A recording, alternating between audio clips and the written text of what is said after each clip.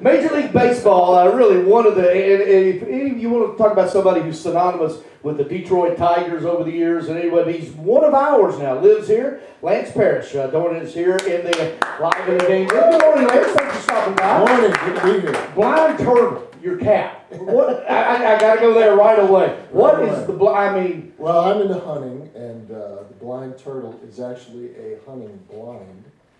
Company that makes that, so it's a portable blind you can stick anywhere in the woods or up in a tree or whatever.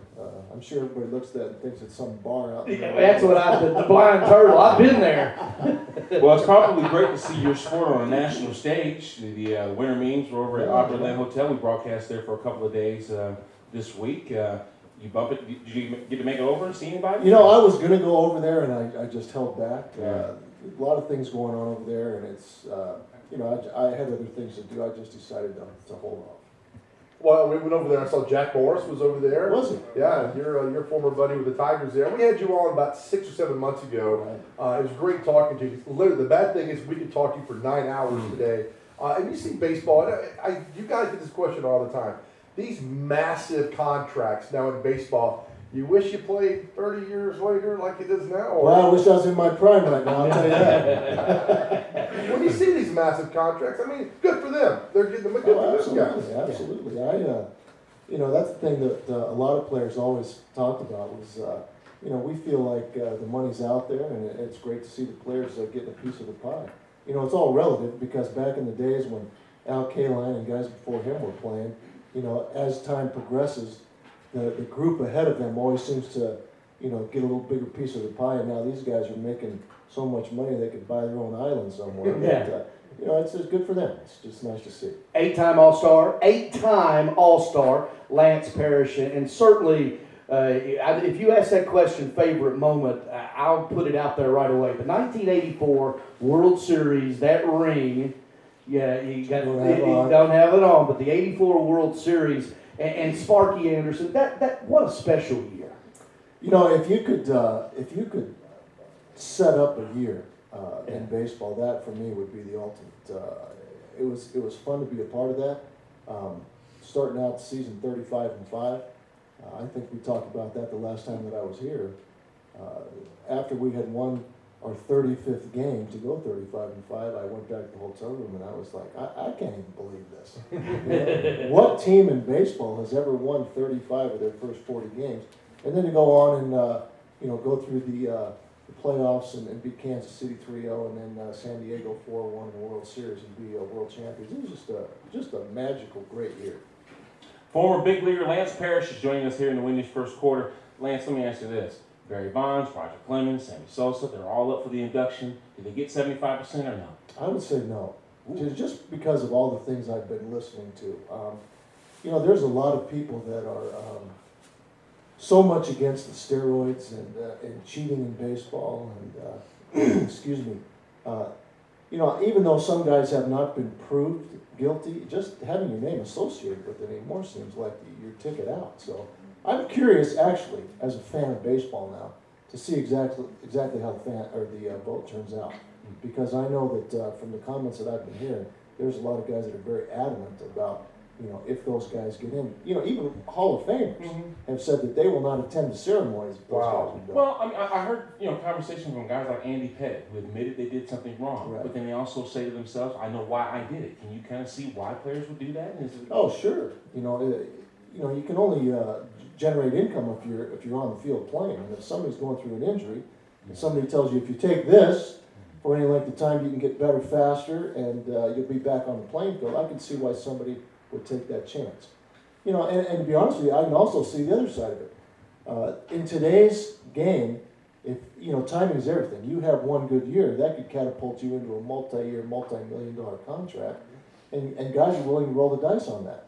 You know, so what if you get caught? So what if you don't make the Hall of Fame? You're still going to make $100 million. So, you know, I can see why guys would take a chance. Melky Cabrera. Never looked at it like that. I mean, he got a big contract, you know.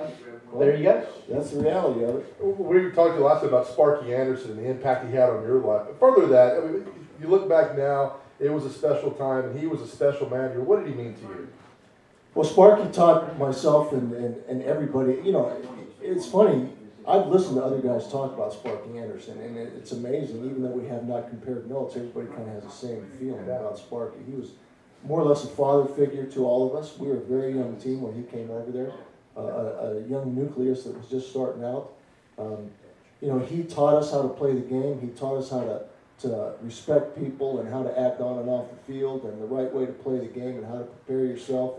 And he didn't put up with anything. You know, Sparky, I think on his best day might have been about 5'5" or 5'6". And you know, when he got in your face, you just listened and paid attention and did what he told you to do. So, you know, I think everybody has a tremendous appreciation for him. Well, and what he did with the Reds in the 70s and then the Tigers in the 80s to duplicate that. A lot like what Jim Leland in a lot of ways. You know, and I feel really bad for Jim Leland because he's been to the dance a couple times now and has not won, but that's not to say that he won't be able to come out victorious in the years to come. He's got a great team over there. I went to games at Old Tiger Stadium, and I thought, man, I've got great seats. I'm like on the third row, right behind home plate. I could not see the center fielder. You know, I mean, it was unbelievable. It's like huge. I mean. Well, I thought you were going to say you were sitting behind a pole. And going to Old Tiger Stadium, though, was a treat because of the character and, you know, wasn't the cookie cutters. Well, I'll tell you what, as far as a baseball stadium goes, I think Tiger Stadium is probably the most fun place for me to play in. It was almost like a baseball cathedral, and I'm sure I brought that up before.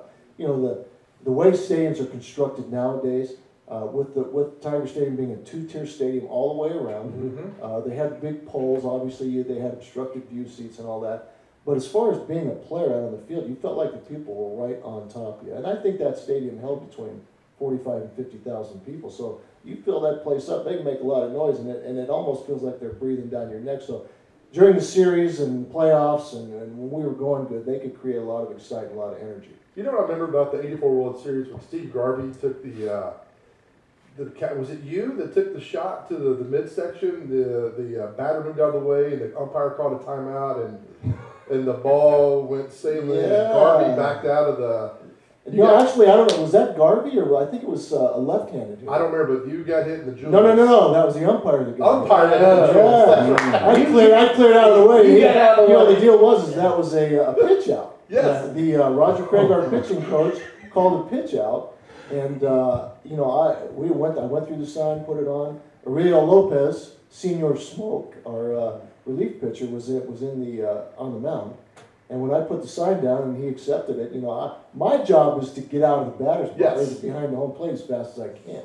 And he did that, and I did that, and he threw the ball right down the middle. That's right. He threw the ball right down the middle. And Larry Barnett was there's a funny story to that, but Larry Barnett was the umpire. And he just collapsed right there. He's Lance Parrish. He's an 8-time All-Star. He's joining us here in the Wendy's first quarter. We're going to have him sit through the break. When we come back, Lance, I want to ask you about baseball, keeping up with the changing times as far as technology, you know, replay and all that other stuff. So be thinking.